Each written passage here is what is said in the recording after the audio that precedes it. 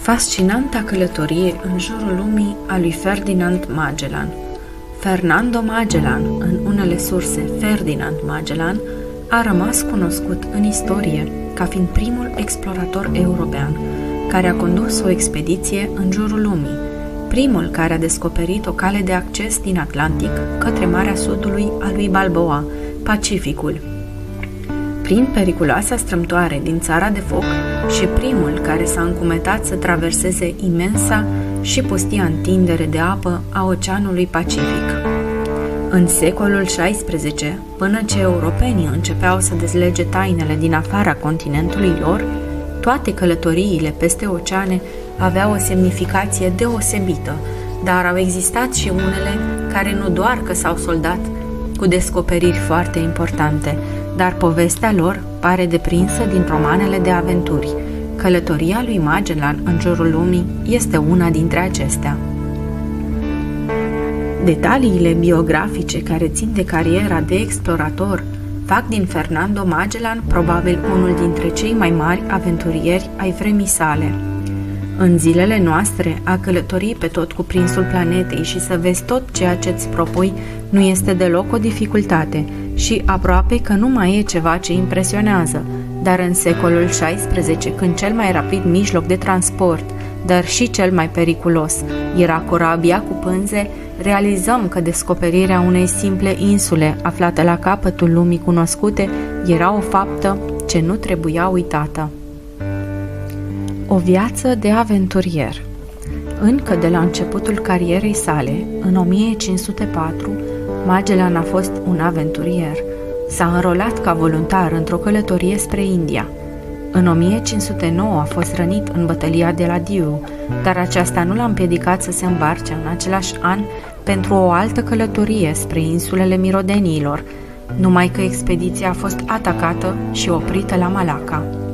În 1510 s-a remarcat în mod deosebit prin serviciile aduse coroanei regale portugheze, iar meritele i-au fost recunoscute, oferindu-i se rangul de capitan. De asemenea, a contribuit și s-a distins din nou în cucerirea Malaccai, dându-i se sarcina de a aduce rapoarte despre mirodeniile găsite în insulele Moluce. Imediat după sosirea în Portugalia, în 1512, a participat la o expediție de cucerire a orașului Azamor, din Maroc. Dar aici a fost rănit grav, rămânând șchiop pe viață. Fiind acuzat că ar fi făcut comerț cu Maori, Magellan a căzut în disgrația regelui portughez, dându-i de înțeles că țara nu mai are nevoie de serviciile lui. Acest lucru n-a făcut decât să rănească orgoliul exploratorului, determinându-l să renunțe la cetățenia portugheză și să-și ofere serviciile curții regale a Spaniei, care a primit cu brațele deschise un om cu o asemenea experiență pe mare. Un plan îndrăzneț.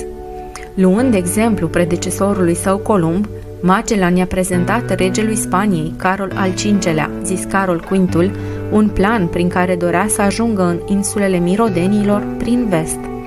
Există însă o problemă mult mai mare decât în timpul lui Cristofor Columb, în sensul că acum se știa că există un ocean Atlantic și o întindere imensă de uscat dincolo de acesta, uscat care se preconiza că s-ar întinde de la nord la sud, blocând orice cale de acces, în special în sud. Pentru mulți era și mai improbabil să se poată ajunge în Indiile Orientale prin vest, dar nu și pentru Magellan. El credea cu certitudine că există o trecătoare prin America de Sud, chiar dacă nu fusese descoperită încă vreuna. Chiar declarase cu fermitate că era dispus să navigheze până la 75 de grade latitudine sudică dacă va fi nevoie, până va găsi calea de acces. Totuși, Magellan nu era un visător. El își planificase bine călătoria și se consultase în prealabil cu astronomul Faleiro. Se asigurase că va fi finanțat de Cristofer de Haro, care de altfel și el îi purta pică regelui portughez. Prin semnarea unei convenții cu regele Carol Quintul, Magellan și Faleiro, amândoi sub funcția de capitan general, urmau să primească 5% din profiturile expediției, iar teritoriile cucerite intrau sub propria lor guvernare, urmând să le rămână și moștenitorilor lor. pornind într-o expediție istorică. Magellan a pornit în călătorie pe 10 august 1519 din Sevilla, cu 5 corăbii și 270 de oameni în total, dar fără Faleiro, care s-a hotărât să nu mai meargă după ce își făcuse horoscopul și aflase că această expediție i-ar putea fi fatală. Presupunerile sale se vor dovedi destul de aproape de adevăr. Din cele 5 nave, doar una singură, Vitoria, se va mai întoarce din călătorie. Magellan a navigat spre sud de-a lungul coastei Argentinei, unde a întâlnit grupuri de băștinași pe care i-a numit patagonezi, adică picioare mari. Întreaga regiune o va numi de altfel Patagonia. Desigur, călătoria nu a fost lipsită de tot felul de pericole, printre care revolta echipajelor, cea mai grea provocare pentru un capitan aflat în mijlocul unei călătorii importante. Surprinzător, acesta a găsit mult așteptata trecătoare care i-a oferit calea de acces către o provocare mult mai mare. Trecătoarea îi poartă și astăzi numele, Strâmtoarea Magellan, o zonă înșelătoare, deosebit de periculoasă pentru nave. Avea să rămână spaima navigatorilor multe sute de ani de aici înainte. Strâmtoarea desparte masa continentală a Americii de Sud de Țara de Foc. Mult timp s-a crezut că aceasta din urmă era de fapt promontoriul cel mai nordic al unui continent sudic uriaș. Ulterior s-a dovedit că nu este decât o insulă. Pierduți în oceanul necunoscut. Mica flotă începea deja să se destrame foarte rapid.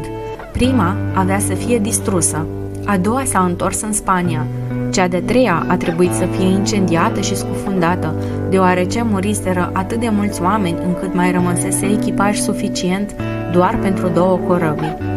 În final și acestea se vor despărți, una dintre ele fiind capturată de portughezi. Când au ieșit în cele din urmă în imensa mare a sudului a lui Balboa, Magellan a numit-o, parcă odată pentru totdeauna, Oceanul Pacific. Acesta s-a dovedit însă ultima și cea mai mare provocare a expediției, deoarece nu se așteptase nimeni ca gigantica masă de apă care se afla în fața lor să fie atât de vastă, o întindere pustie de apă sărată care te farmecă prin frumusețea ei, dar care te ucide lent, odată ce rămâi fără provizii.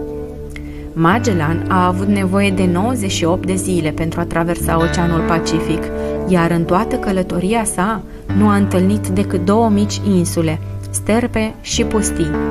Echipajul rămas a suferit cumplit din cauza lipsei de alimente proaspete, de apă potabilă și a scorbutului. Sfârșitul Odiseei. Abia într-un final au ajuns pe arhipelagul Guam, în niște insule locuite de băștinași sălbatici, periculoși. Exploratorul a numit aceste insule Ladrones. Cu toate că Magellan avea să-și găsească sfârșitul într-o luptă cu niște băștinași din Filipine, corabia comandată de ultimul capitan supraviețuitor, Juan del Cano, a reușit să se întoarcă în Spania cu o mare încărcătură de cuișoare, pe 6 septembrie 1522, devenind astfel primul om care a călătorit în mod efectiv în jurul lumii într-o singură expediție. Din cei 270 de oameni, doar 8 au mai revenit în viață în Spania. Magellan nu a apucat să se întoarcă, a murit la Mactan, aflat puțin mai la vest de longitudinea celui mai îndepărtat punct din est la care ajunsese cu câțiva ani în urmă, adică în insulele Moluce. Astfel, am putea spune că Magellan a realizat ocolul Pământului. Călătoria sa se înscrie alături de cele mai importante expediții din istorie, demonstrându-se pentru prima dată că Pământul este sferic și totodată descoperindu-se Patagonia, strâmtoarea Magellan și revelându-se imensitatea Oceanului Pacific, denumire dată tot în cadrul acestei călătorii.